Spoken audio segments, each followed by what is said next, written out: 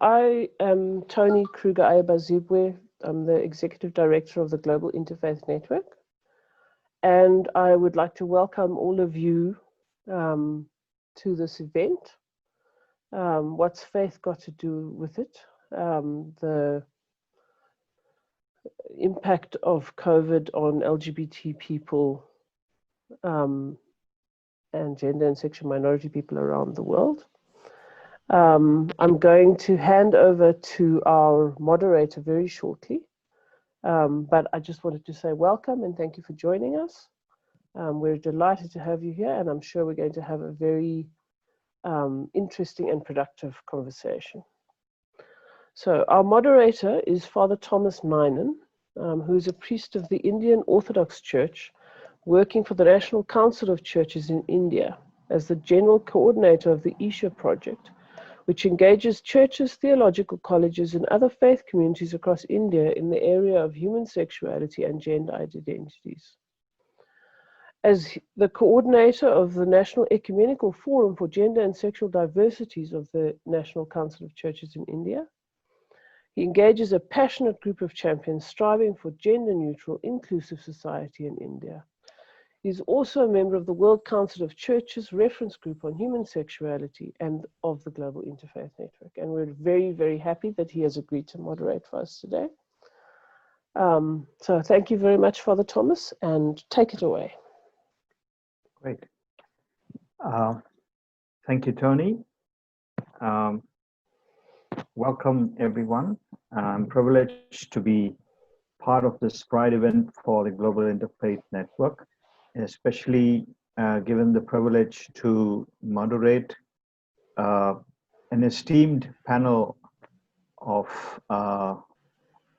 friends here from different parts of the globe. This is Pride month still, though we are past June and into July.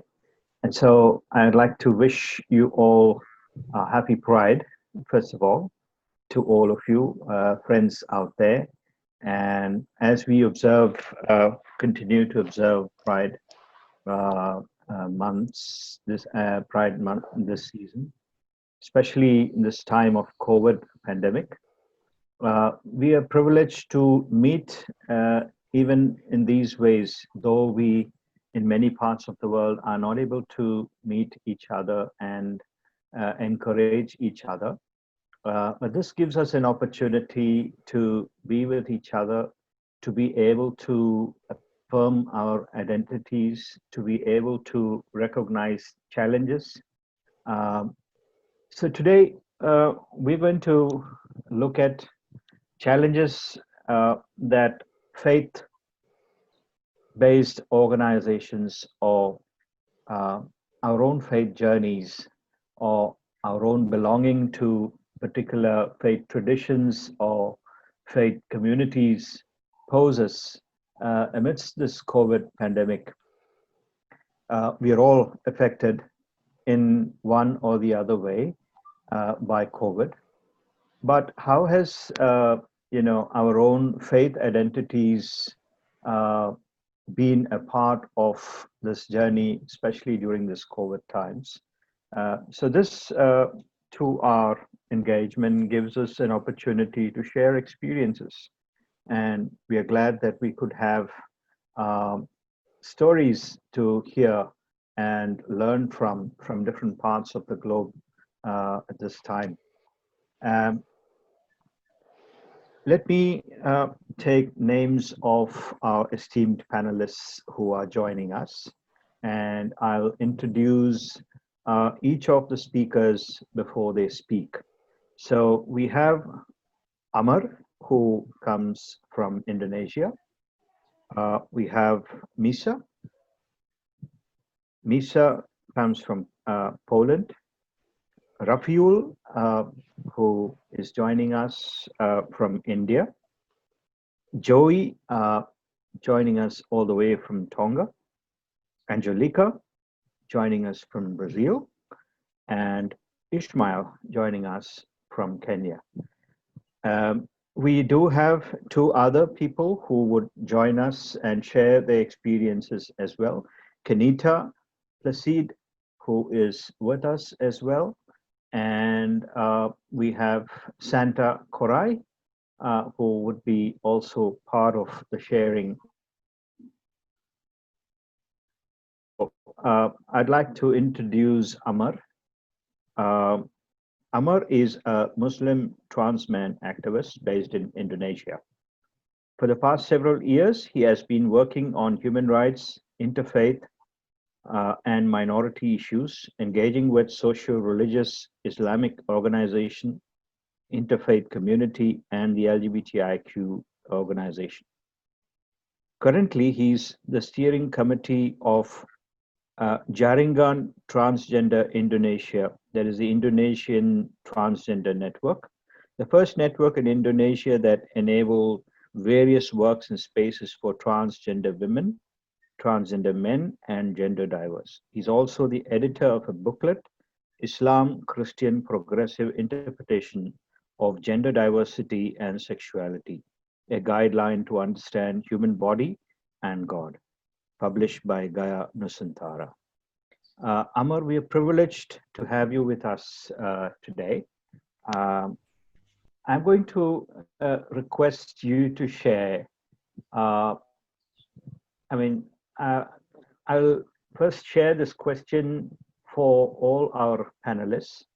For this is the first part of the questions, and I'd request you to share how has faith been part of the challenges that you see in your own context in Indonesia?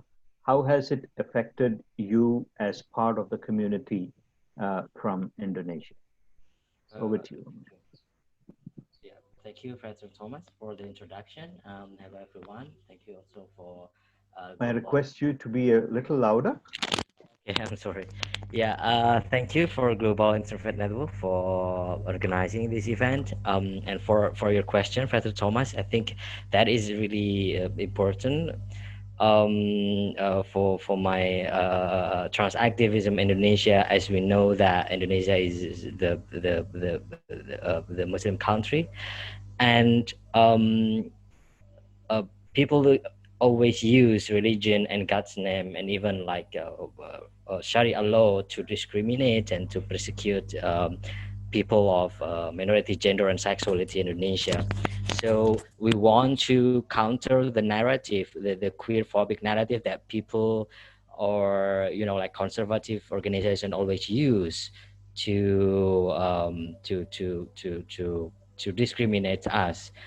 And during the pandemic, although we have seen a lot of growing numbers of domestic violence done by abusive family of LGBTIQ people, like trans people are told to stop their medical transition. But we also see the opportunity where during this restriction to gather in public, we have chance to like hold online forum and discussion, and we bring this topic on gender and sexuality and religion, because we used to be very underground when we did this conversation, because if we didn't do it very careful, in some cases like conservative people come to us and attack the event, like literally hurt people physically. So during this pandemic, I've been seeing a lot of collective organization, because in Indonesia we have more than 100 LGBTIQ organization, and they are becoming more focal on bringing issue on religion and sexuality. Also there were like a little backlash. For example, last month during the Pride Month, uh, there is a lot of online forum and conversation, discussion about sexuality. And then the last month there was also a journalist association who did this very big forum where 100 people attended, and then they were streaming the forum on YouTube, but in the middle of conversation, like the video was taken down because that were people who reported to YouTube, and then the video was taken down. But I'm happy that we don't stop doing this, and we and I'm so happy to see that how religious leaders become more open to talk about this, because we consistently did like bring this topic to the Indonesian people online, and then many religious leaders are willing to open the open the door and really talk about this issue with more kinder and more progressive approach that is less violence, and bringing hopes that people like us, like LGBTIQ people, can be proud of ourselves, while at the same time we practice our belief. Yeah, I think that is all from me, Mr. Thomas. Yeah. Okay. Um, we have with us Misa Cherniak, who is an LGBT Christian activist, interpreter, and musician born in Moscow, but living in Warsaw. He moved to Poland after reconciling his sexual orientation and faith after long years of self conversion attempts, including 7 years in heterosexual marriage and becoming a father. Now he's a board member of the Polish group of LGBT Christians called Faith and Rainbow, and a board member of the European Forum of LGBT Christian Groups. In 2014 to 19, he served as its program officer, focusing on political and church advocacy, as well as on empowerment of LGBT people of faith in Eastern Europe. In 2016, he wrote an open letter on behalf of Orthodox LGBT persons to the Holy and Great Council of the Orthodox Church, pleading the church leadership to acknowledge the existence of LGBT persons within the church and establishing a dialogue. Later the same year, he co-edited the very first affirmative publication on LGBT issues and Orthodox Church, titled "For I Am Wonderfully Made." He leads the first LGBTI plus allies choir in Poland and currently works for Shoka Poland. We're really privileged, Misa, that you could join us today. Uh, I'm going to ask you how church theology has been a challenge, especially in this time of COVID for you. What sort of experiences do you bring from your context, Misa? Thank you, Father Thomas. Thank you, Jin. And I do apologize for a very long bio. I didn't know it's going to be read aloud.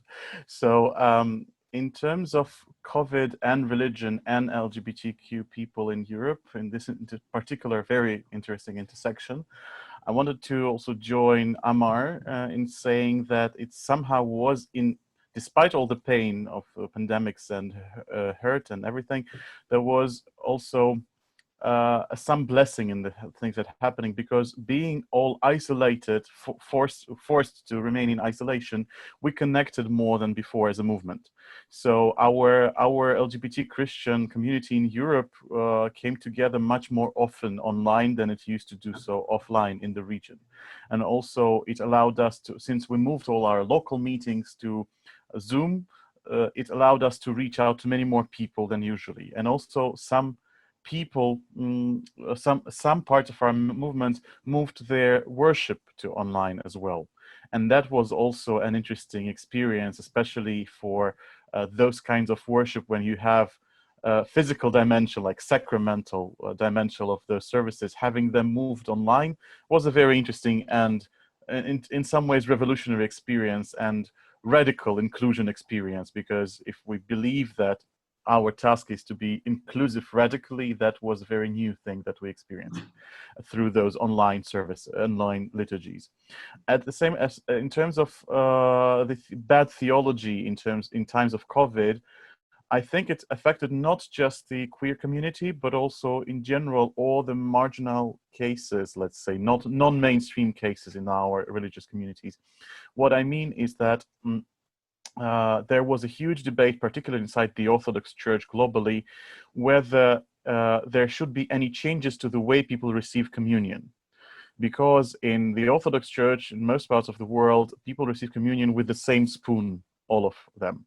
And that, for many people, was a big troubling moment now, whether this practice should continue as it is or there should be changes. And unfortunately, it turned out that there's no consensus, but also a very serious, I would say, lack of empathy to people in their special conditions with their fears or their particular needs or their care for others, because sometimes people refuse to receive communion with that one spoon, not because of fear for themselves, but because of fear of bringing disease to their homes, to their relatives, to their older relatives. So it turned out that sometimes our churches, I would say, as always with critical moments, with crises, they highlight the negative tendencies and the positive tendencies. They strengthen them.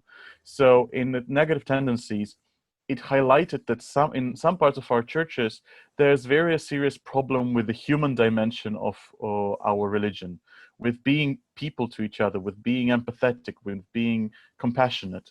And that's a sad thing, and that has actually turned many people in this critical times away from religious communities. Fortunately, as I say, there is more of community now going online than offline. And I think that's my answer to your question, Father. Father, you're muted.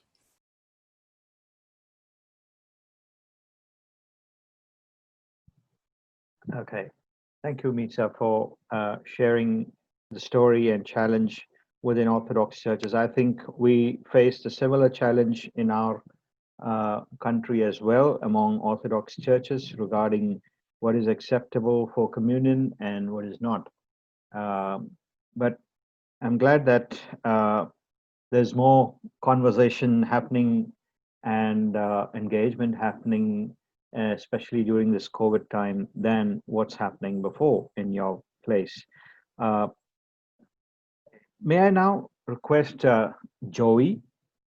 Jolene Meteli is from the Kingdom of Tonga.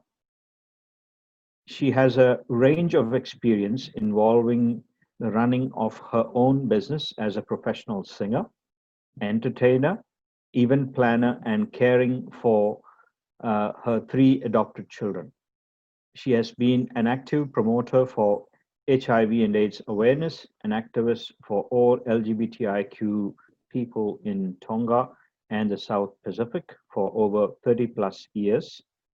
As a transsexual or transgender, in Tonga they call Leti, she has witnessed firsthand the harassment and discrimination suffered by many LGBTIQ people in the region. She's the co-founder and director of Miss Galaxy Queen Pageant to raise awareness and visibility and to support her community.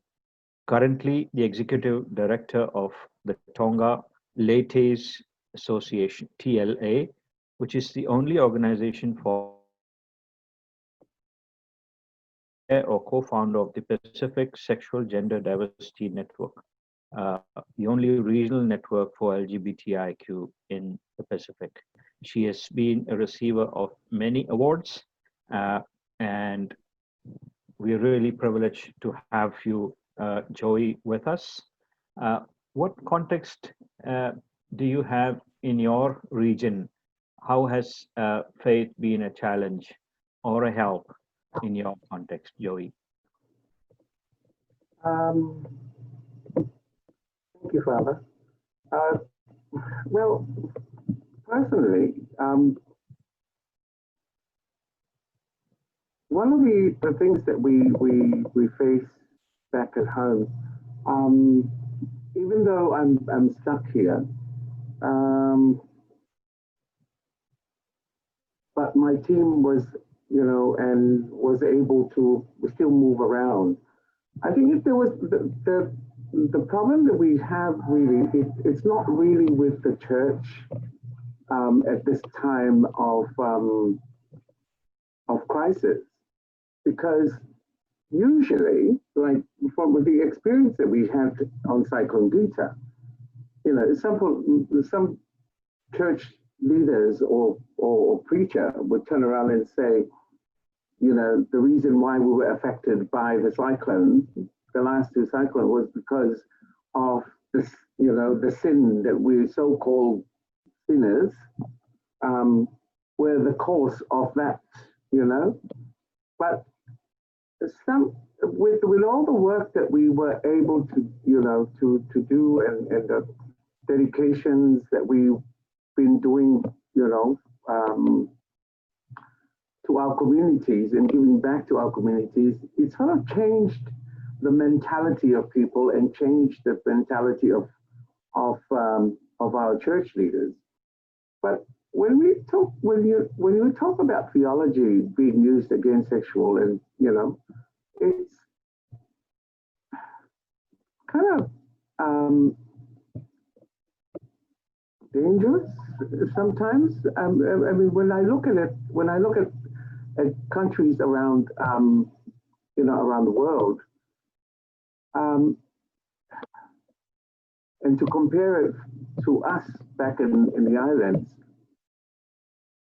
the restrictive on the rights of LGBT, you know, such as Poland, USA, Philippines, Brazil, Morocco, and all those countries, you know, even here in Australia, they have marriage equality, but they do not have fully legal equality, especially for trans and trans men and women. And the biggest opponents to human rights, of course, are the churches over here, which for us back at home, we were able to move around and work, and especially in times of COVID-19, the Communities Association were able to reach out to the community to provide food, water, and COVID-19 prevention information. We were also able to, you know, get approval from the Ministry of Health, Ministry of Environment, to continue the work that we were doing.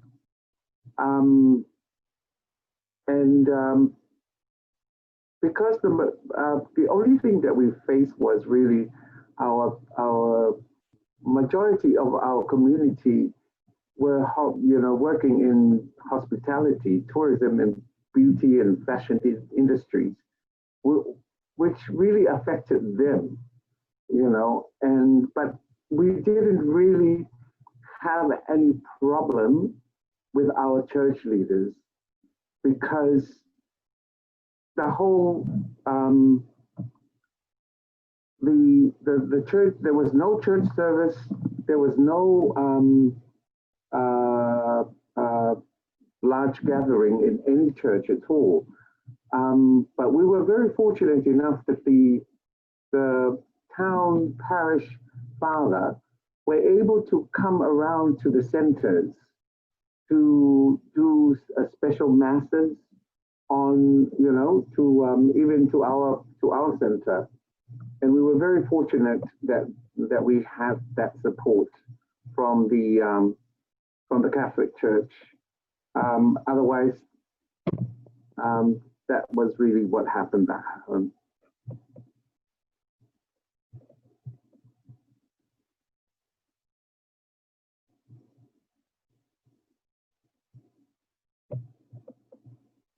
Brother Thomas, I'm done. Okay, thank you, Joy. That was wonderful to hear that churches have been supportive in your region, and we are glad to hear positive experiences from your end. May I now request Ishmael, who comes from Kenya, Ishmael Bahati. He's a social activist and a human rights defender for the sexual and gender minorities. He's a holder of a degree in developmental studies, religious studies, and among others. Ishmael is a trained public speaker under the Speakers Bureau for the Global Interfaith Network and also holds different positions locally and internationally. He's also a board member of the Gay and Lesbian Coalition of Kenya and Global Interfaith Network. Ishmael, we are glad you could join us today. And what is your context in Kenya with regard to challenges related to faith? Thank you very much, Father, for the opportunity. First of all, I must say that Kenya has been, I must say that COVID-19 has been sort of an equalizer for Kenyan citizens in terms of it affected everyone in the same way. The economy was affected, the health of people, access to travel, and restrictions were on everyone, regardless of the position, regardless of where you're coming from. And I think from this, as a country or as a humanity, we should learn from that, because there are ways that we are always made equal without our expectation. So in terms of COVID and faith, first thing I must say that it was not very surprising for me that the first presser by the Religious Leaders Network in Kenya was for them asking the government to cushion them, to offer some funding to cushion faith leaders during the COVID-19. I had hoped that they would use that platform to, in fact, request the government to cushion every Kenyan during this period. But having said that, this is not all that happened in terms of faith and COVID. We have also witnessed some sort of support from faith leaders who are offering counseling services to members of LGBT, and these are faith leaders that we have engaged before, and therefore this was something that I'm really, really proud of, and I'm happy to convey that this actually happened. I must echo what Jolene said, that just like many other parts of the world, Kenya faith leaders also announced that COVID-19 was a punishment from God, and they mentioned many other things, amongst them part of discussions or LGBT agendas being discussed in Kenya. So, and we all know that that's not true. So maybe with the time they have learned to know that this was not the case, and this affects everyone regardless of your sexual orientation or gender identities. Another aspect that I would also want to bring to this platform is basically to also mention that in my opinion, that the most affected people in this COVID-19 are the refugees, especially those ones that are in the camps. They have not received any sort of support because they are not covered within the Kenyan government support system, and they are not also supported internationally. So specifically for during this COVID time. So we've had a lot of attacks, because I know surely people are very frustrated and people are looking for places to vent their frustrations. And who else except the vulnerable and minorities, and that includes the refugees and LGBT at large. So you've seen a lot of attacks, and actually recently we actually had someone commit suicide from the refugee camp. Just a week ago, refugee camps, houses and tents that belongs to LGBT persons were attacked and burnt down, including they lost their properties, but unfortunately they can also not leave the camp. So basically, I think in Kenya, that's one of the things that has happened. But also on the other hand, faith leaders have been on the forefront, coming up with online messaging, to encourage and to make the public have a place of solace and give some hope. Some faith leaders have already been doing that and sharing that in our platforms, both online and I mean even in our social media platforms, specifically tailored for LGBT people in Kenya. So yeah, from my side, I think yeah, that should be it from my side. Thank you very much. Thank you, Ishmael, for your sharing. We are privileged to also have Angelica Tostis, who is a researcher at Tricontinental Institute for Social Research. She's a feminist theologian who has a master's in religious studies and is an interfaith activist based in Sao Paulo, Brazil. The paths of life led her to experience a contemplative and interreligious embroidering between Hinduism and Christianity into a beautiful artwork of resistance and spirituality.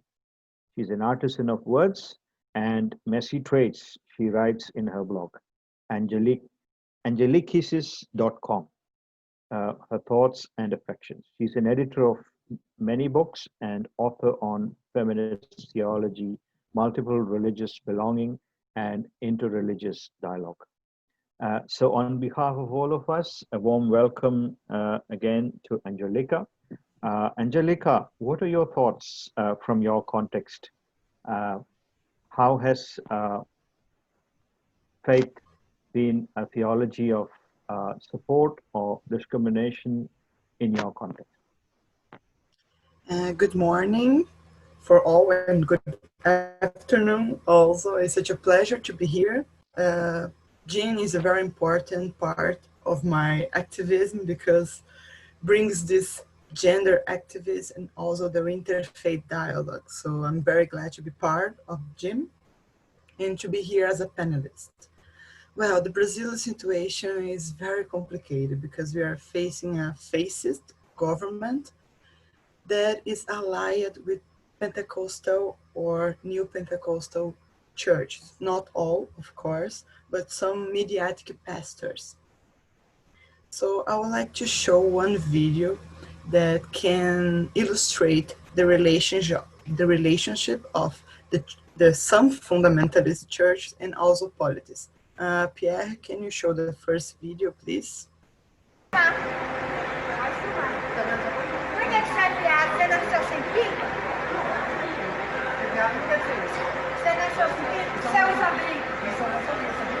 Ei, você não responde não, velho. Ô, fica quieto, deixa ela falar. Você nasceu homem, não? Deixa ela falar. Você quer ser mulher? Deixa ela falar. Solta. Solta, não pode soltar? Solta. Pode soltar primeiro. Ah, por isso que você está fazendo isso. Você é viado. Solta. Pelo amor de Deus. Não deixa eu estar aqui. Noite, a gente não está entendendo agora. Você é viado. Solta isso. Você é viado, tá? Solta. Não vou soltar. Você vai me dar coisa nova?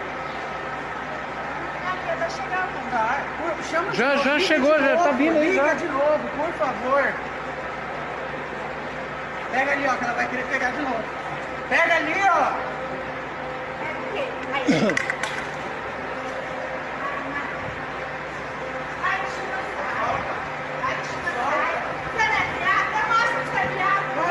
Não.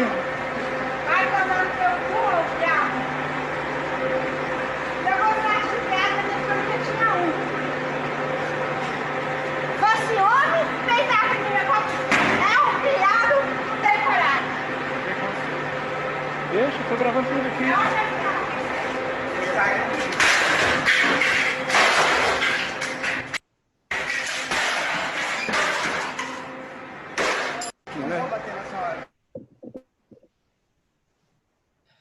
Yesterday, Bolsonaro, the president of Brazil, said that wear masks were coisa de viado, a homophobic slur that ruthlessly translates as for farias. So in the middle of this pandemic, the president keep inciting hatred to us with homophobic discourse. And this homophobic, as you could see in this video, is also a violence. The woman was arrested and a gay man assaulted a gay man, and she said, I am the servant of God. I disgust you. I hate you. You are a faggot. And such a bad word. So in Brazil, we are facing this rising of fundamentalist evangelical groups that are representing a danger for the secular state and also for minorities, such as LGBT community. And of course, that we have some resistance, some churches or even other religions such as Buddhism and Spiritism. I try to give this spiritual care, but here as in my part of Christian, the struggle is huge because we have to dispute these narratives in Christianity saying that God is love, God is not doesn't act like this woman. That this is just one example. And of course, in these pandemic times, the LGBT communities is vulnerable because they haven't found jobs. So the health and mental issues are raising. And in a research made by Anne Esther, she gave some information about the trans woman here in Brazil. Anne Esther is a reverend, also a GIN member. And she said, are you listening? Yeah. Okay. Because my internet was bad. And we are, as a Christian, we are trying to resistance, to make a front line of this resistance from against LGBT phobic discourse in our churches, in a community of faith, and in these political issues too.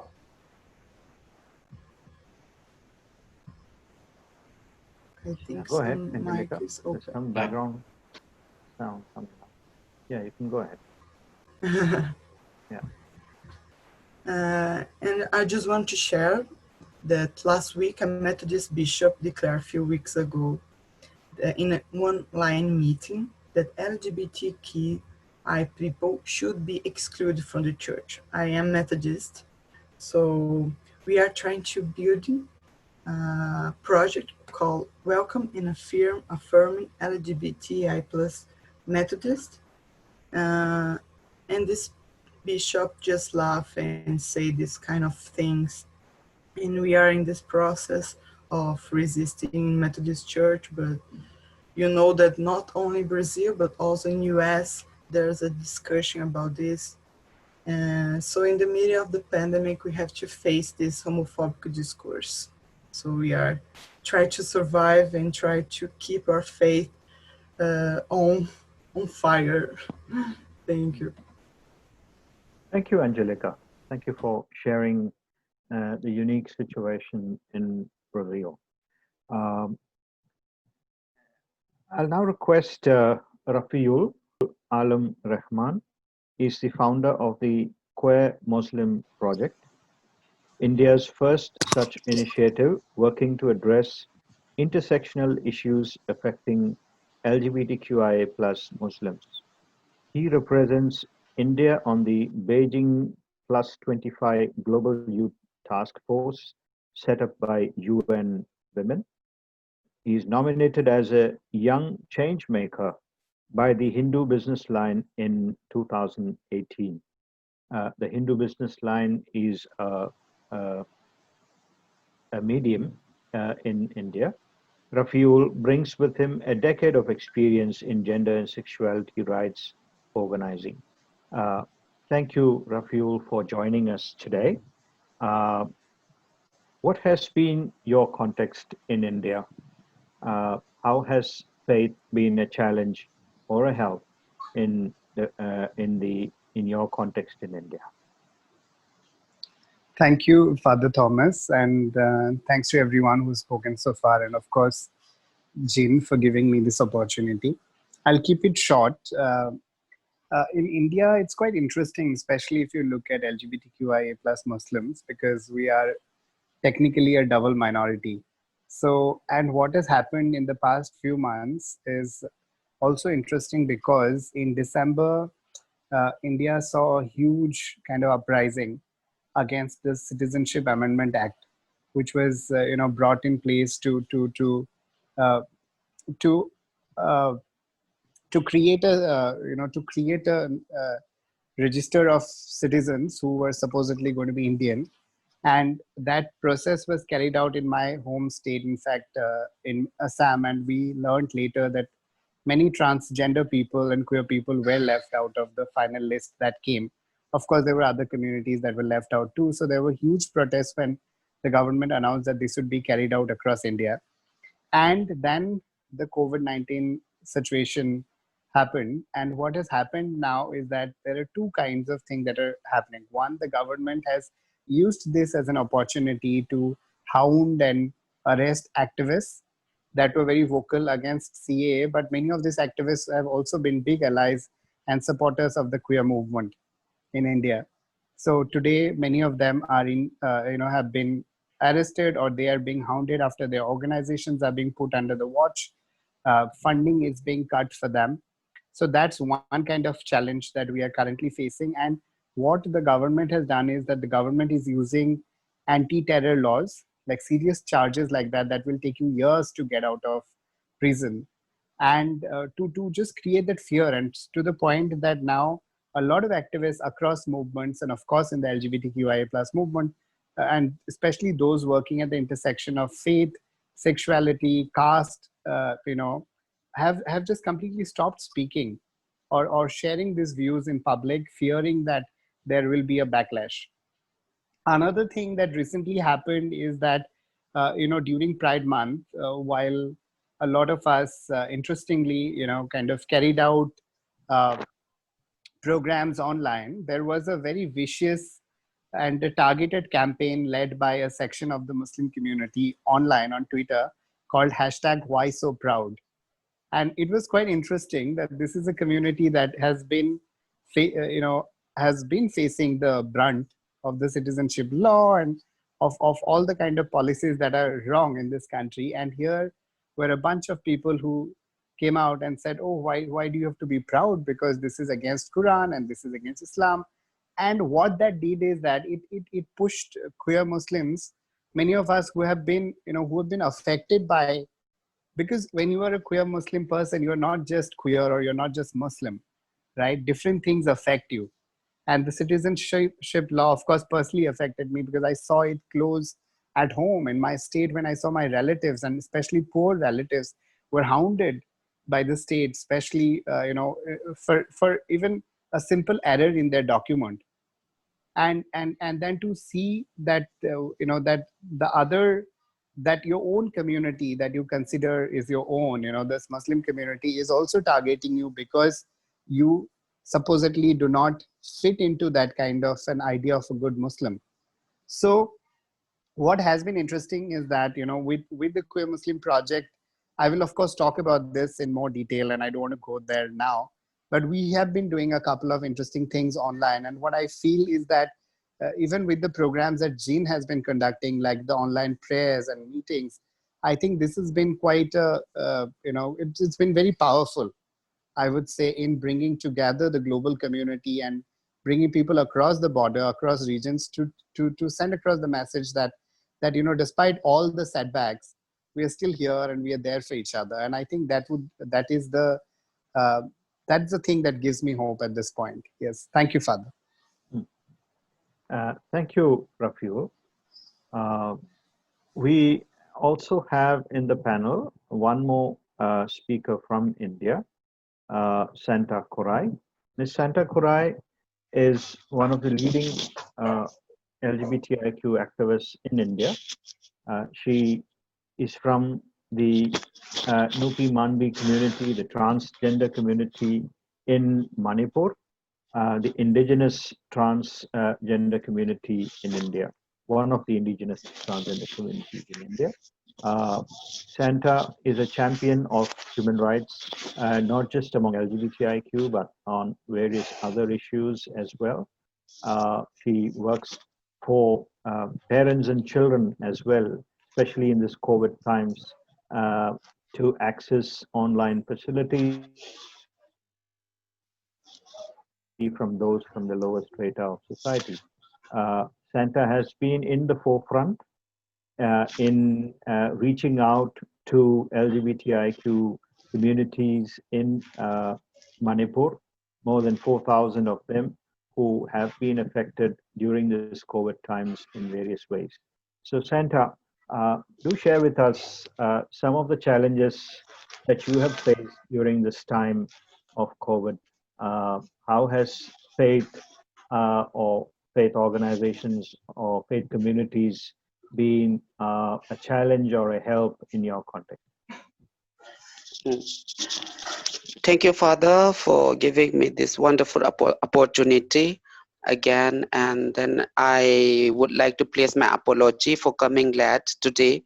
Um, like there are challenges, there are a lot of challenges, but we are uh, trying our level best to help and support people during this pandemic. Like when we talk about India, everybody knows that how diverse India is.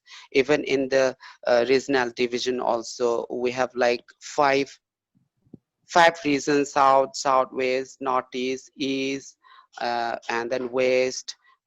So like, you know, like it's such a diverse country where even many of the peoples are left out in the development of the country. And I'm from a place, uh, I'm from a state which is totally neglected by the government.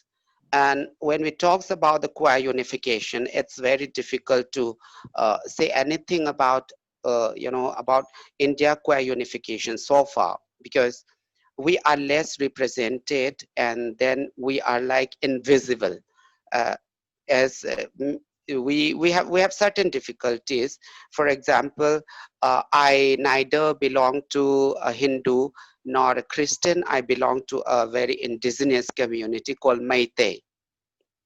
And many of the peoples in the northeast, they are the Christian followers, and then it's many of the state are also Christian dominated state. And so like when we talk about the uh, queer development queer development in terms of legal development, there are certain things which I would also like to flag out here. For example, when talking about the transgender legal development in 2015-14 April, the Supreme Court of India has come off with a very beautiful judgment called Supreme Court Nacha judgment. And then later on, after some years, one act again introduced, or one bill again introduced. It is called Transgender Rights Bill, which is again a very regressive bill when compared with the 2014-15 April Supreme Court Nacha judgment. So in the new bill, what has reflected is they are trying to push the community, trans community, to go for surgery if the person wants to identify either male or female. But in the Supreme Court Nalcha judgment, the freedom, the self-determination of an individual to identify his or her gender identity was given. And the new act is totally in opposite with the Supreme Court Nalcha judgment. So there is a lot of hues and cries and then protests across the nation, but the government has failed to listen to the community's wish. And apart from this, what happens right now is it's very, very painful to see even among the queer peoples, I feel like there is also homo nationalists, which is very right-wing peoples, and they have a closely political affiliation with the right wings. So in this vulnerable time, I've seen these people started connecting with the local people, and they have started imposing their political manifesto, and then fanatical manifesto to the community. So it seems like it's going to corrupt, poison, and then pollute the indigenous culture, tradition, and then queer pictures. So this is what I observe lately, and then this is a very concerned issues which I think this should be taken up, because many of the international queer community also, they have failed to reach out to the peoples in the periphery. There in a country, there are certain areas, certain state and region where there is still unexplored, and then it's still virgin when talking about queer research.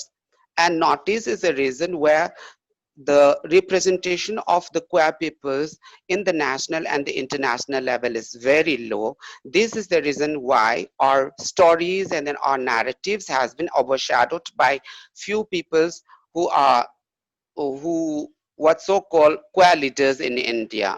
But actually, if the international communities really wanted to understand the diverse queer culture and identity in India, many of the international community needs to do in-depth studies and needs to reach out to the peoples who are far, far away from the, for the mainstream.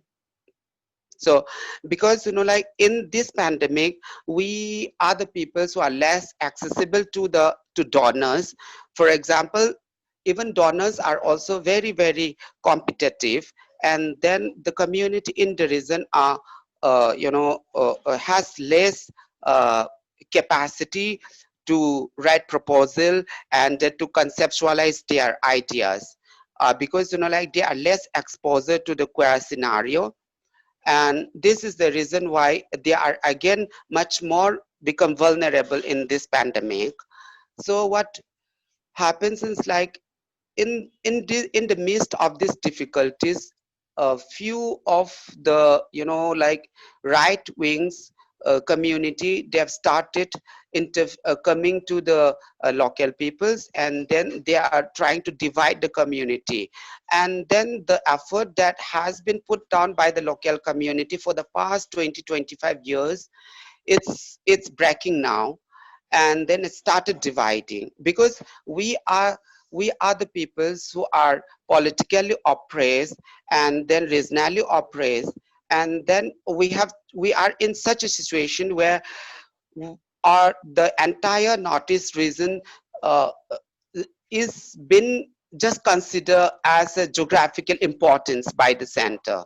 And then we as a queer people, then in this conflict, we are the peoples who are affected most, because we are in the margin, and then our narratives are not has not been reflected in a larger forum, and then we do not have a broader exposure. So these are the thing, and this is really painful for the community. And one thing is, so many of the trans community in Manipur, their ways of earning is running beauty parlors. And then with the coming of this pandemic, the they have shut down their business totally, and then it has severely affected to their economy. And then we have started getting stories from the community, how they are trying to cope up with the situation with no money. And then before the pandemic also, these are the community who were living hand to mouth, and then they did not have a proper saving, and then they even did not have an option to fall back when this catastrophe happens. And then this pandemic is very abrupt, and then it's very uncertain. So they did not prepare for this, and then the community were pushed to a very disastrous situation. So I, as a community leader, have started looking for small funds, and then luckily, I found NCCI. Like Father Thomas is my long time friend. Our association began since 2013. We have been traveling across the region. So like NCCI was a donor for the community, who have provided ration support for 2 times, and then we were able to reach out to like around 500, more than 500 community, and that was given a good surprise to the community for their to their hunger. And then apart from this, we also got support from a national level organization called Solidarity and Action Against HIV Infection in India. Few monetary support, rent support, and then ration support were given by this organization. And then on the other hand, we also tried to apply for proposal in one US-based, US-based organization. And then in the calls, they have mentioned that this is totally dedicated to the community, and any community whosoever have a registration, organization or non-registration, or as collectives can apply. So with the hope of that call, we have applied for that, but actually we were not selected. Maybe our writing style is not is not fit in the India protocol. But actually my question is, if a donor mentioned that it's totally dedicated to the community, then it should be given priority to the community who are less visible. Because in the proposal, I have written everything about the situation of Manipur, the geographical location of Manipur, the indigenous perspective of Manipur, the indigeneity of Manipur and the Northeast. I apply it for Meghalaya also. For Meghalaya, I have asked my friend from Meghalaya to apply for it, but actually they were also not selected. So this is one main concern. I just wanted to know where the, where the gap lies. Where Santa, does thank you. this, Yeah. yeah. Thank you, Santa. We're going to come back to you with more questions. We have one more panelist on board, Kenita Plessy, who is the founder and executive director of the Eastern Caribbean Alliance for Diversity and Equality. And she has been recognized as a trailblazing activist by Global North NGO and civil society. She has advocated around HIV and human rights inclusive of and has worn many hats to bring attention and funding to the smaller islands in the eastern part of the Caribbean. She seeks to remove barriers of patriarchy in LGBT advocacy on a feminist platform. Kenita serves as a co-organizer of the Caribbean Women and Sexual Diversity Conference for the past 7 years. She is one of many called to honor in 2016 as a champion of change by the Pan-Caribbean Partnership for HIV and AIDS, PANCAP. And most recently, she joined the management team of the Caribbean Interfaith Network. Warm welcome to you, Kenita. What has been your context in the Caribbeans, Kenita? What are some of the challenges and stories from your end? Over to you. Hello, everybody. Good afternoon, good morning, good night. Thank you all for having me here.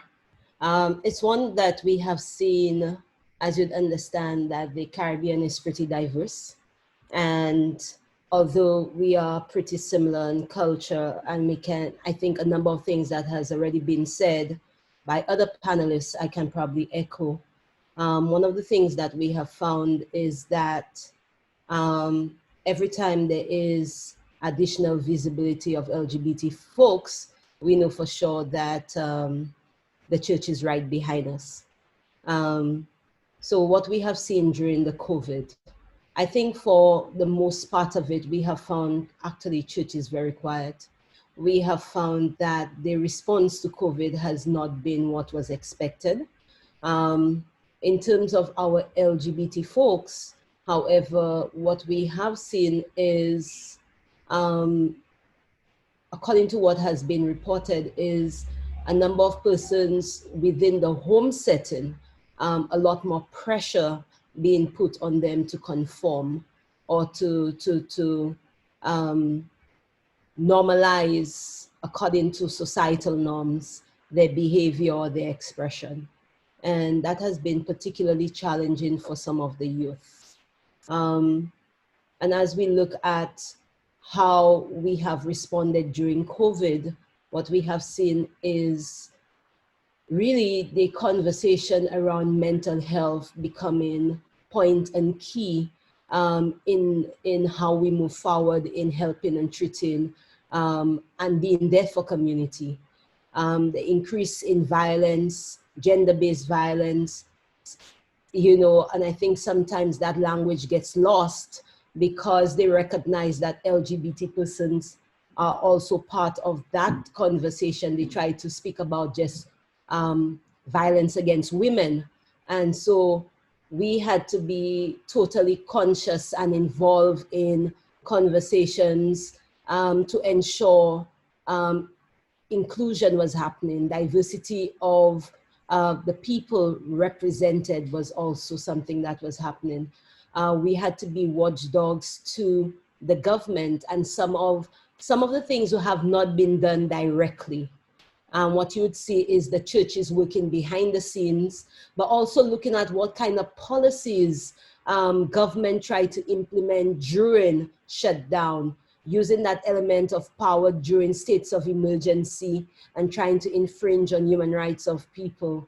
And so you found that, we found as EKID's secretariat, we felt that our work was 4 times the amount of normal time, because we were monitoring policies, we were meeting with our member organizations that's serving grassroots organizations on the ground.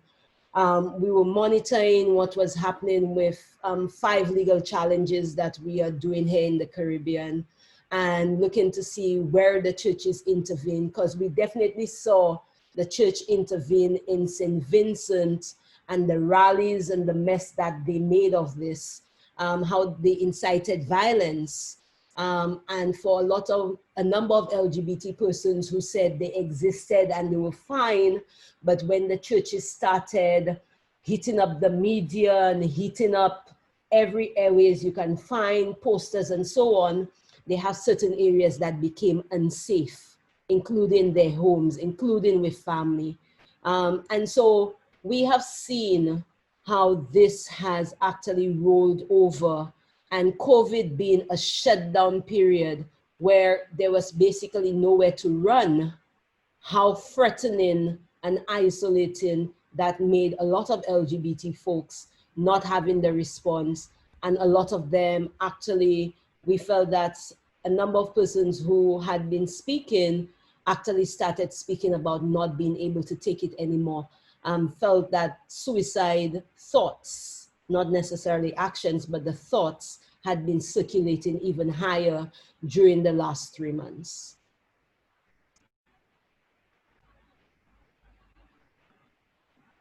Thank you, Kenita, for sharing from your context. Friends, we have also been expecting one more panelist to join us. I'm wondering if he is on board. Niseyimana from Rwanda. Is Niseyimana joined us already? He's not here, and I don't think he's going to manage to get in, but I have a video from him that we can play. Okay, great. So Niseyimana is from Rwanda. He's an activist coming from Rwanda, and unfortunately, he is not able to join us today.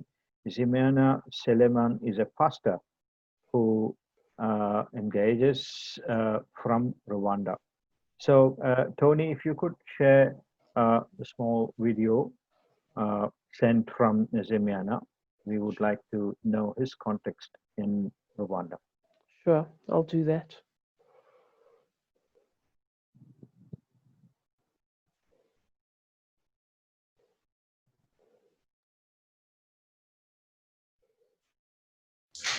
So good morning, everyone. I would like to introduce myself. I'm Pastor Solomon from TFAM Rwanda Church, an inclusive church, which is teaching the gospel of radical inclusion. Apart from that, I'm an activist where I'm reading Hope and Care organization, which is a community-based LGBT organization. Also, I serve as a general auditor of Islamic Coalition, which is an umbrella of LGBTI Rwanda organization. So I would like to talk about what we have been doing during this pandemic of COVID-19. Actually, as an activist, I have been trying to help LGBTI members who are HIV positive, to support them by food and help those ones who met social stigma and discrimination where they didn't manage to get social support. So as an activist and a leader of an LGBT organization, I have been advocating for them so that they can be able to get food support. we managed to help more than 30 members of the LGBTI community who are HIV positive to get food support and transport to go to the health center to get ARV medication. So regarding to my congregation as a pastor, I have been working together with the TFAM pastors from here and the TFAM pastors from Global to maintain our members, to support them with food support. Also, as a pastor here in Rwanda, we have been working hard to call our members, and also we didn't stop our work. We continue to preach online. Also, encourage our members to continue following us on social media where we have been preaching every Wednesday and Sunday on Facebook. We tried also to share our preaching with other members who are not, with other Christians who are not our members. All of them, they have been following us on Facebook. So what I learned from this pandemic, I discovered that we need to put a strategy which should help our members and help the community in such kind of pandemic, because we never know when it will come. So we should put strategy in place, and also we should work hard to get social support for millions in case such kind of pandemics comes. We can be able to help our members without delaying. Thank you. God bless you. Thank you, Nizamiana. Thank you, Tony, for including this sharing. So we have completed a round of questions from all the panelists. I'm going to look at some of the chat messages where we have already put up a few questions, and perhaps ask one of the panelists to share. Okay.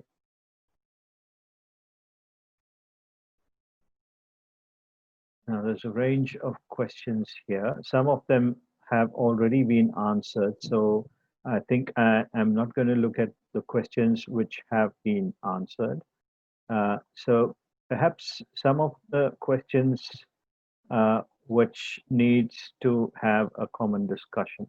With the interruption of social and health services, what practical role could the religious communities play in COVID-19 response, especially noting the likelihood of rising unemployment or reduced economic activity? This is a question from South Africa, Nkululeko.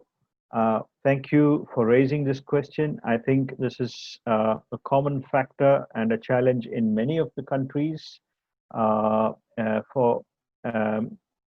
that we see a lot of unemployment and reduced economic activity. Many are jobless, especially from those of the LGBTI communities. Health services is a challenge for general people, more so for queer communities. So how do we address this problem? Are there any suggestions from the panelists? Are there any role models or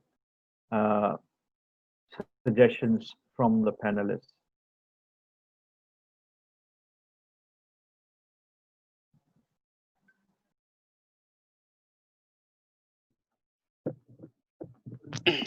Yeah. Father, can I respond to that question? Yes. Like I would like to share my experience, one experience here, because when we talk about health services, I cannot talk about the entire overall health services, but one most important thing which I would like to emphasize here is the mental health, because what is associated with this pandemic is a fear, and fear is the cause of everything in the long run. And so what we are doing in Manipur is like we have engaged with the counselor who are friendly to the community. For this also, we did not get support from the government, from the state. So we have engaged with donor like NCCI and then requested them to provide fee for the counselor. And then in the beginning, NCCI provided fee for the counseling, and later on, when the work was seen by the state has continued doing it, and they have taken this responsibility.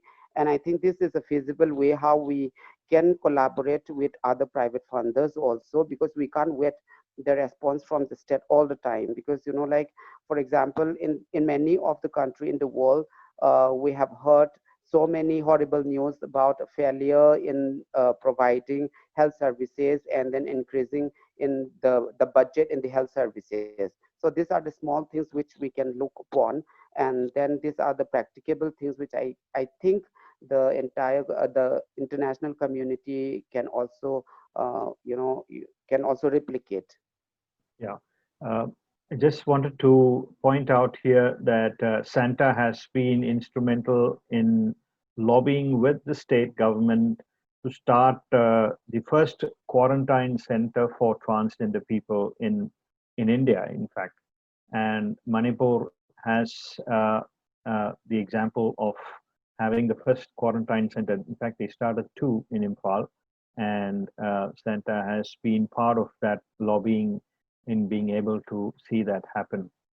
And so she's sharing the experience of,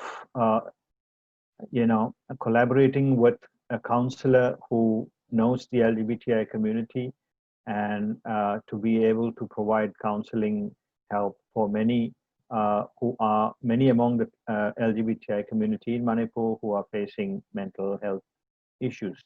Thank you, Santa, for sharing that. Any other suggestions from the panelists?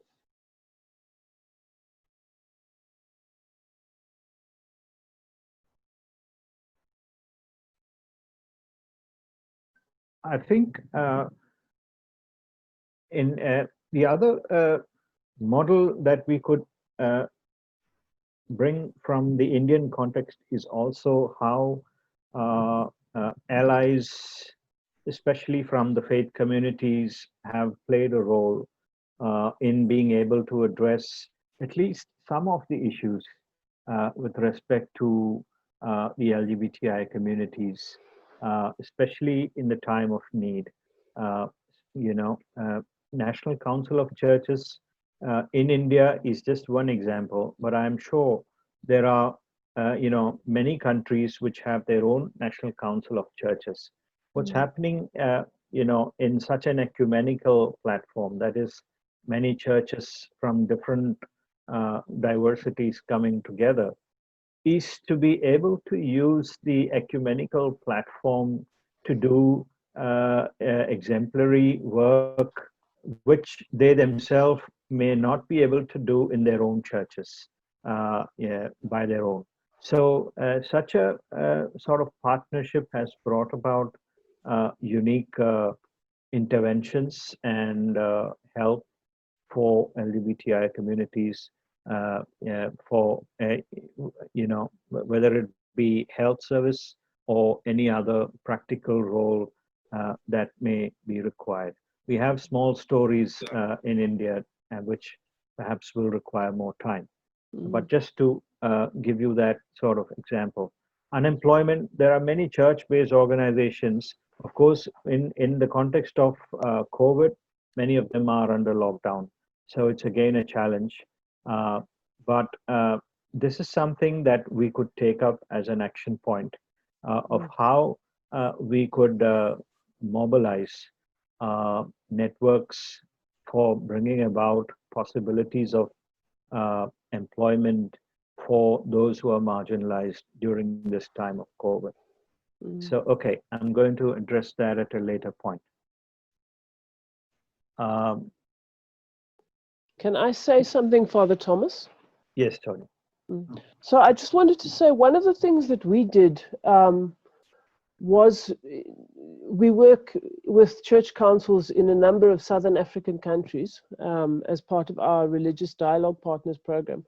And so in some of those countries, we actually approached the National Christian Council of the country to talk to the World Food Program, because the World Food Program delivers, at that point, was delivering food parcels to communities in various Southern African countries.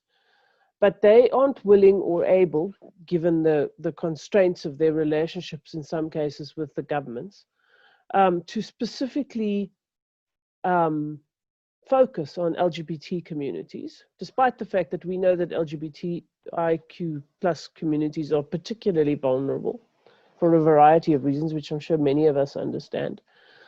So the World Food Program is not able to specifically focus on LGBTI communities, but we were able to approach some of the Christian councils with whom we have ongoing working relationships and ask them to speak to the World Food Program about getting resources specifically for LGBTI communities in those countries. So that was just it obviously only works if you have an existing relationship with the Christian Council of that country. Yeah, yeah. Okay, I have some more questions here from participants. In the Caribbean, as well as around the world, it appears that religions have, in many cases, failed to step up with a specific plan to provide assistance to communities generally during COVID. Has this exacerbated any disenchantment with the churches?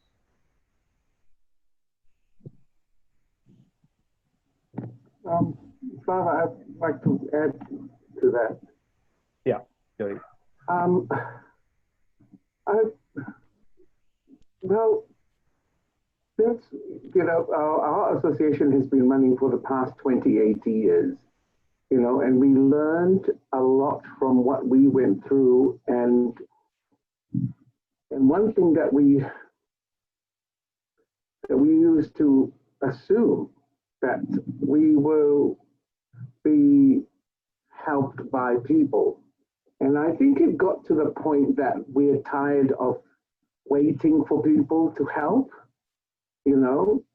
and waiting for the government to say something or even reach out. So what we did was we changed our total methodology of that, waiting for the church to come in, waiting for our government, waiting for our people. So what we did was we had to wake up, we actually had to stand up on our own 2 feet and reach out to those people. We can't just sit around, I'm sorry, it might be different in your own country or you, and sometimes we assume because of an experience that we've gone through, the hardship from all the church leaders and all that. And it might be different in your ways of approach, but the way that we did it, we had to, we totally changed our methodology of reconnecting with our community, our church leaders, our, and our people, even our families, and we had to actually go out to them, ask them to come and sit down with us and start talking. We go out to to the priests.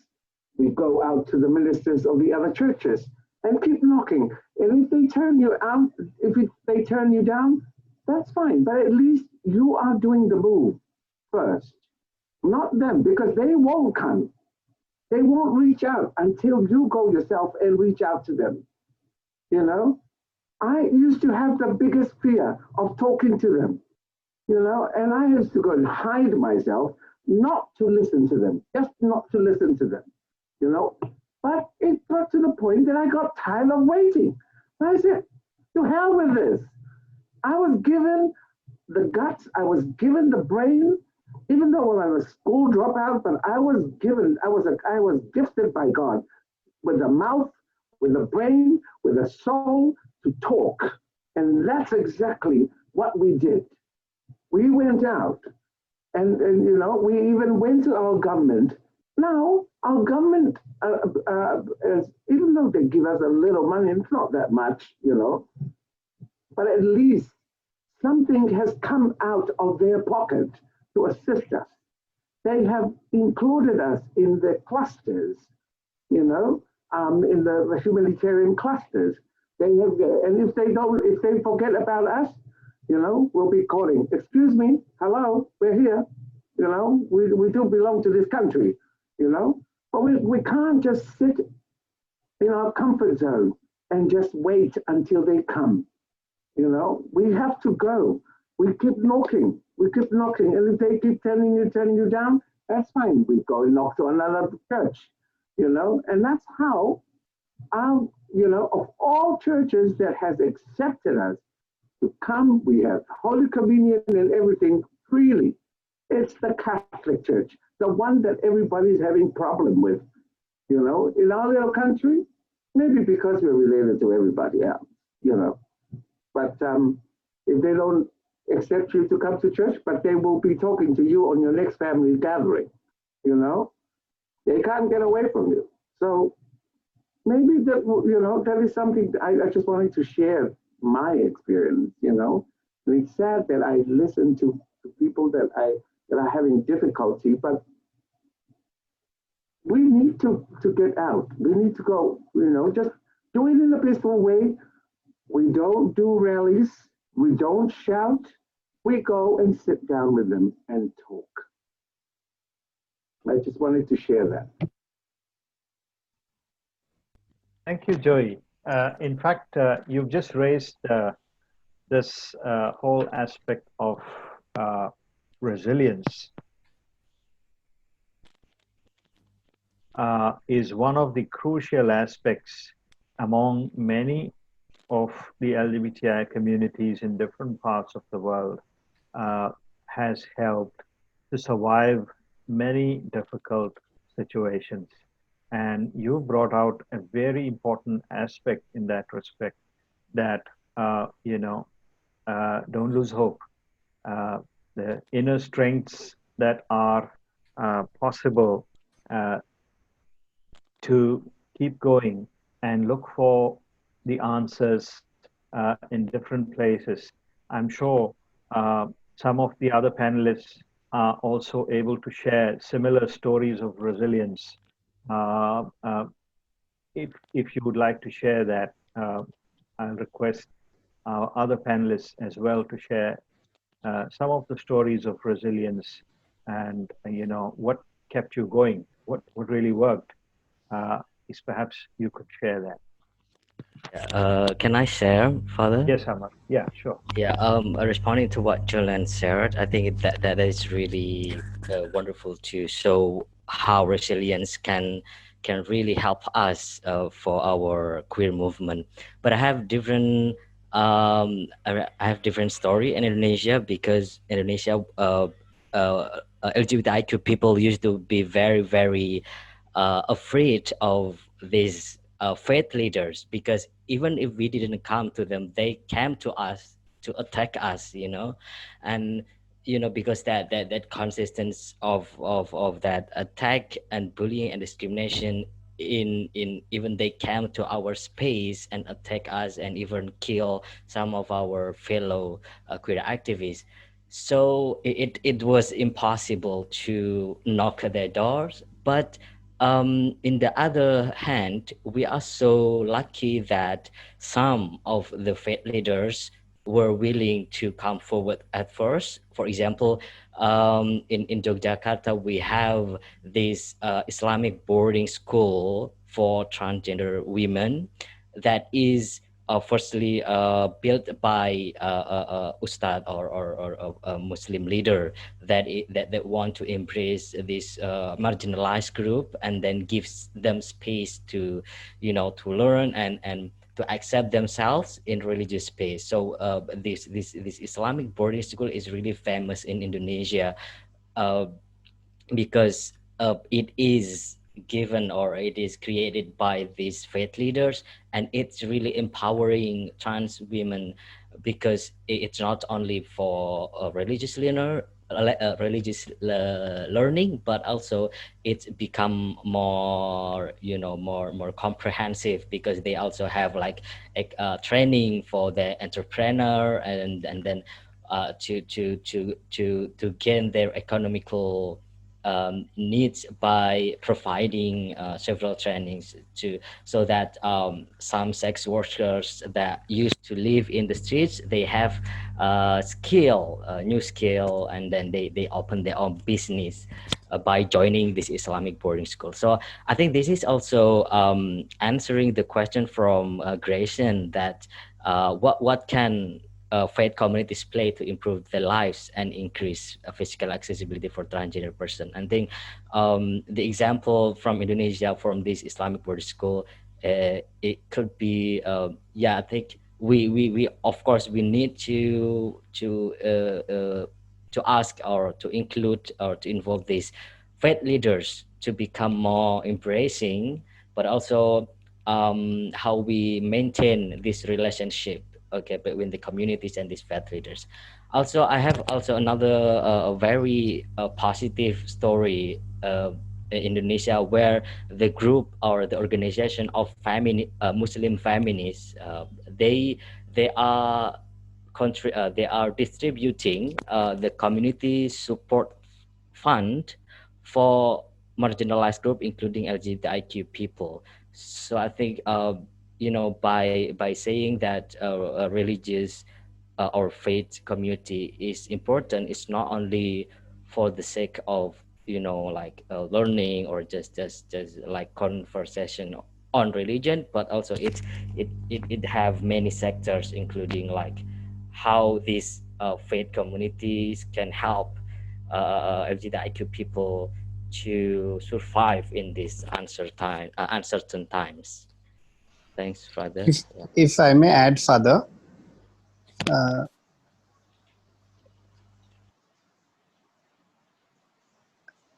Father, you're on mute. Yeah. Okay. Yes, Rafiu, go ahead. I'm glad actually you asked this question about stories of hope and resilience, because for the Queer Muslim Project, we are primarily, especially with COVID-19, we haven't been having offline meetings, which we used to do earlier, but we are also very active online. So in fact, we are one of the largest online networks of LGBTQIA plus Muslims in across Southeast Asia. So what we have done is that I feel that there's a lot of stigma around conversations on faith. So we have really used digital storytelling and art and now that we know that, with the increase, with the lockdown and the subsequent increase in mental health concerns, a lot of people, especially a lot of young people, have been, pushed to the internet, and what we have seen is also a rise in, say, online harassment or trolling, which further affecting the mental health of people, especially if you're talking about sensitive issues like faith or your identity, caste, So for us, I think visual art storytelling has really helped. And what we've done recently, 2 instances, is that we got an opportunity to partner with Instagram and come up with a guide, which I'm happy to share later, which actually it's a well-being guide, online well-being guide that LGBTQ activists, young people, whoever is online and creating content can use to see what are the ways to be safe and what are some of the features you can use. Another thing we did is we partnered with British Council India to actually highlight some of the queer artists and performers and try to shift apart from just having conversations, try to also celebrate what is there in the community. And these were again conversations that were very interesting, because we talked about faith, we talked about identity, we talked about art.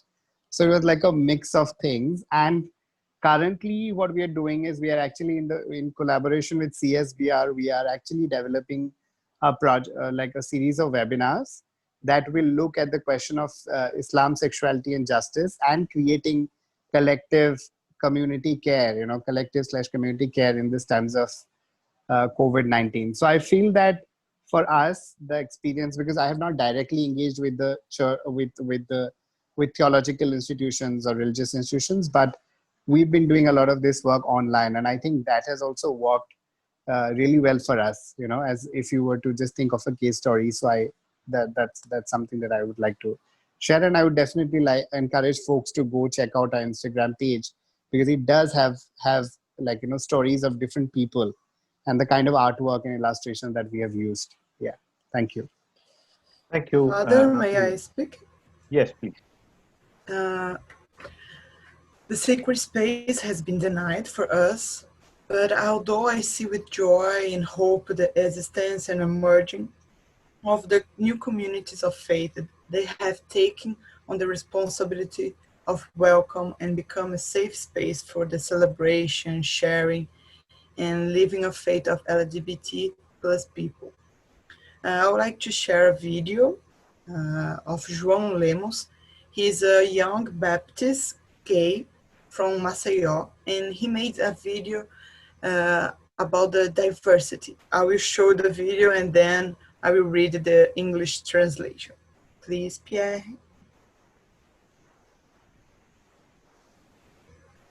A criação de Deus é boa e plural. Olha a quantidade de árvores, de flores, de animais. Todo dia uma forma de vida descoberta. Isso é Deus. Essa é a Ruá Divina. E ela não se manifesta diferente na humanidade. A divindade não teve preguiça na hora de criar logo a sua obra, que seria sua imagem e semelhança. Mas querem todos os dias matar a diversidade de Deus em nossa espécie.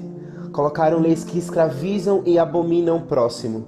Transformaram o Criador em um homem que não tolera e extermina a diferença humana.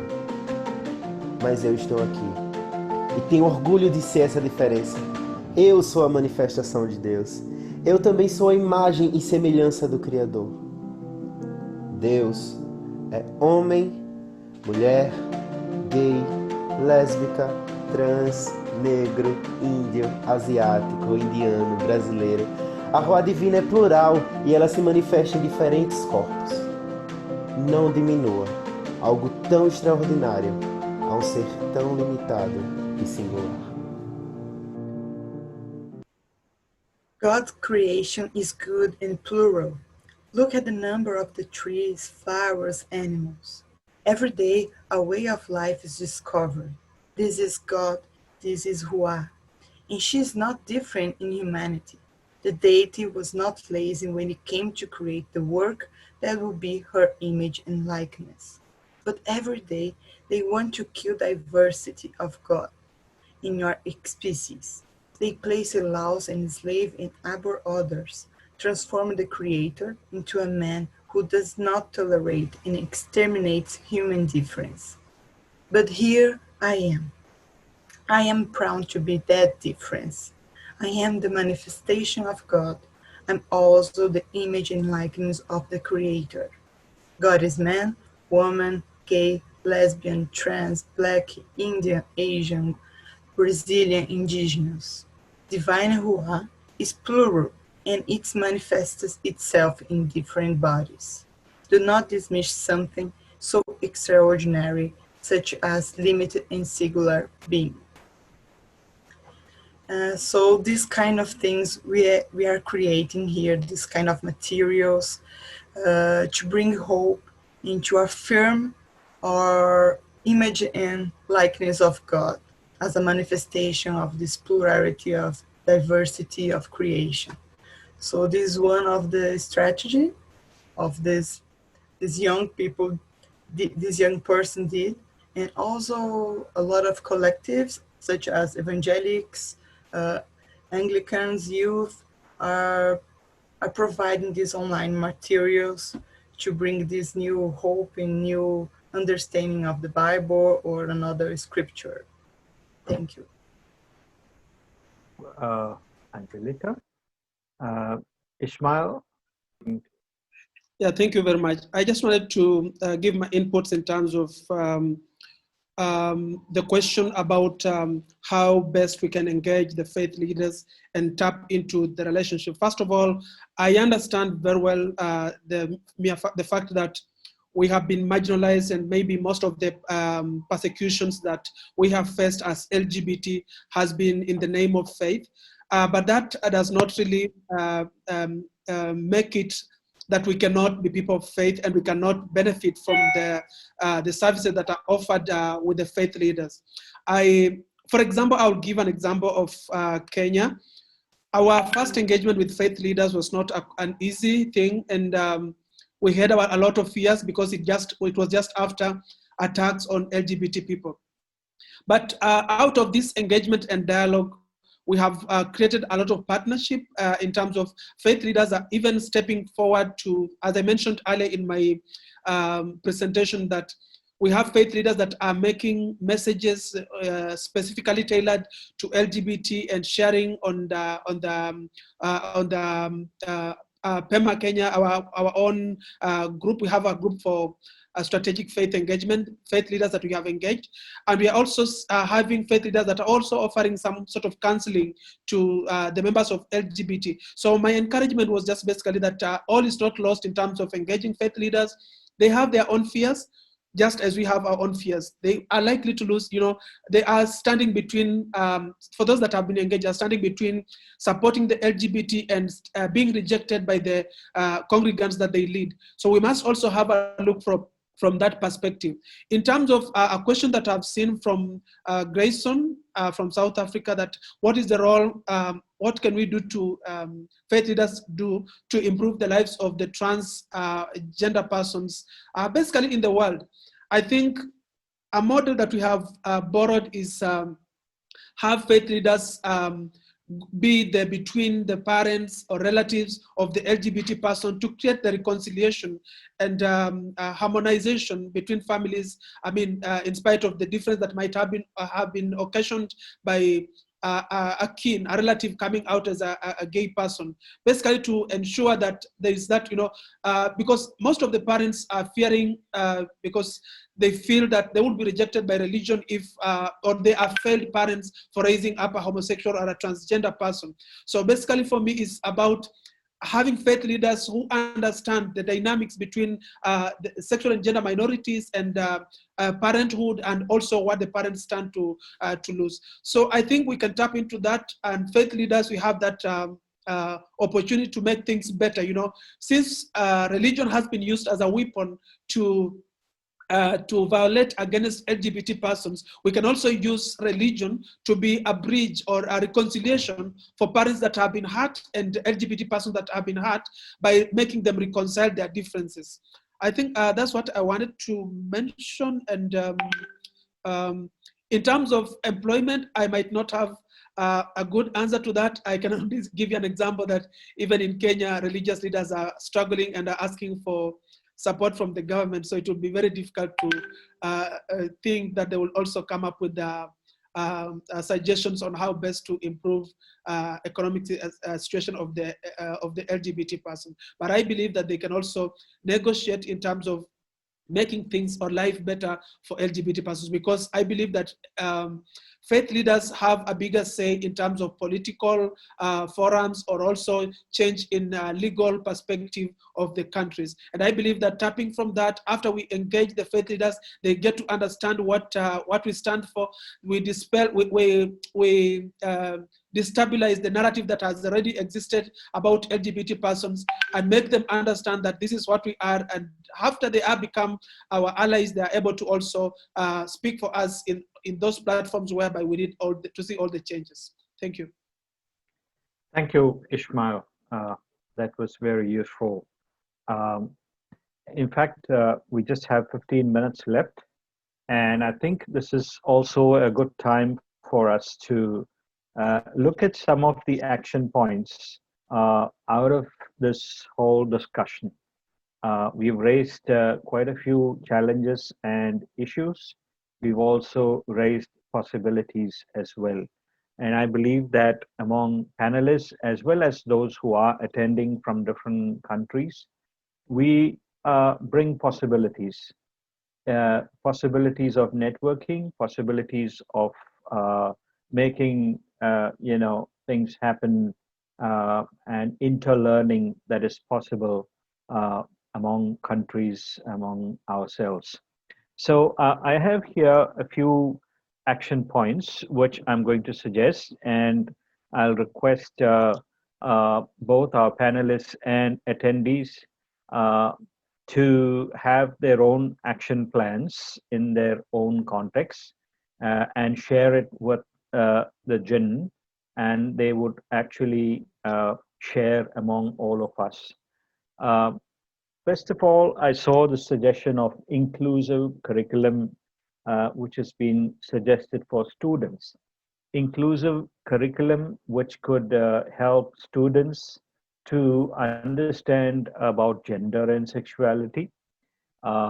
Students, I would in fact go a step further to look at, youth, to look at youth and school teachers.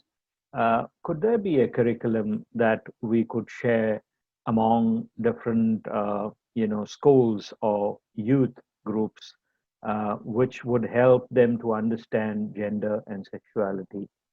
Um, is it possible to have some sort of a curriculum for church pastors?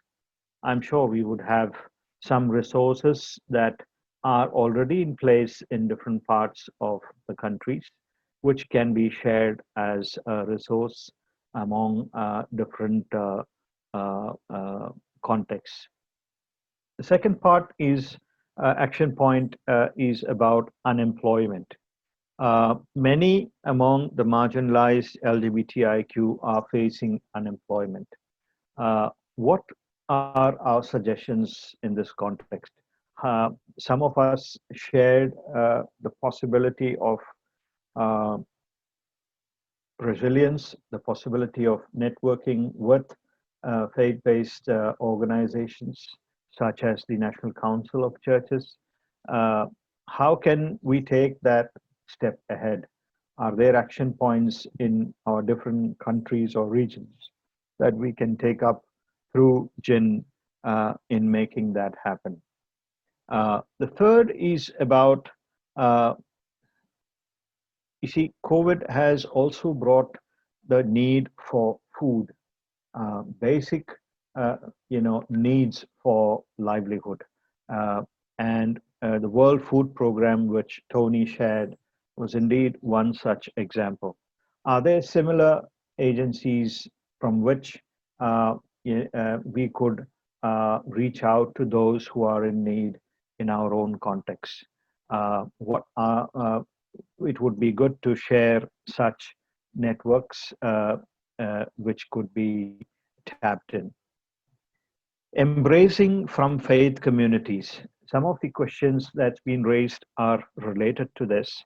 And Ishmael brought out a very good point where faith leaders could play as a bridge between the parents and the children, especially parents who are finding it difficult to accept children who are from unique identities. This is one example. How could we have a possibility of helping faith communities be more inclusive? Are there models? Are there tools which we as in our own context can be used? Are there possibilities of partnerships in this regard? Right to health care.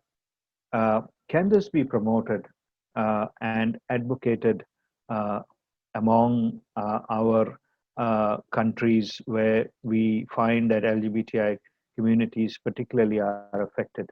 Right to healthcare for all. Faith resources. This is a tremendous possibility that I think our own engagement here through this Pride event can bring as a definite outcome. We could definitely, we have resources which are already being shared in different regions. Can that be shared among all of us? Faith stories of LGBTI people, which could be helpful for others in different parts of the world. There has also been a definite proposal from the UN independent expert for SOGI, which has been put forward to all the countries, which can be implemented in our own country. And I request Tony to share it among all of us who are part of this webinar, so that we could make plans in our own context to be able to implement those proposals in our own context. So these are some of the practical action points that we have on board from this discussion, I must say. And I'd like to take this opportunity to once again thank all the panelists and attendees for a wonderful time that we could spend with each other. With these few words, I'll end my my moderation here. Over to you, Tony. Happy Pride to everyone. Thank you so much, Father Thomas. I see Tabang has a hand up. So if somebody could make it possible for him to speak, and then I will say a final few words. He's good to go, Tony. Tabang, we can hear you, I think. Can I go? Yes, go. Hi. Okay, now we can't hear you. Tabang?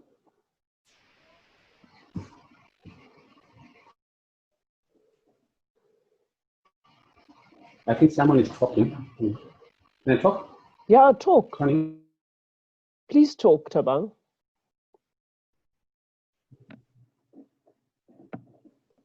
We're waiting for you.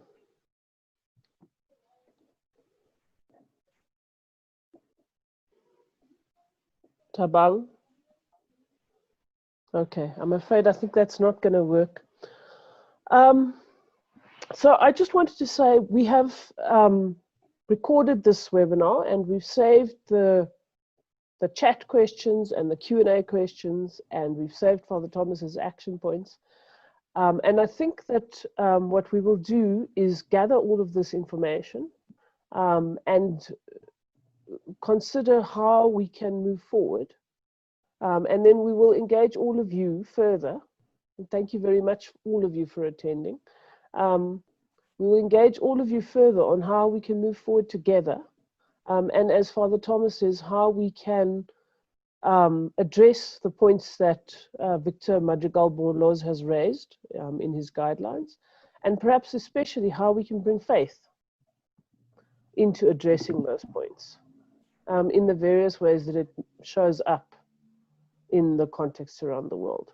So I just want to say thank you very much for being here. I think this has been a very rich discussion.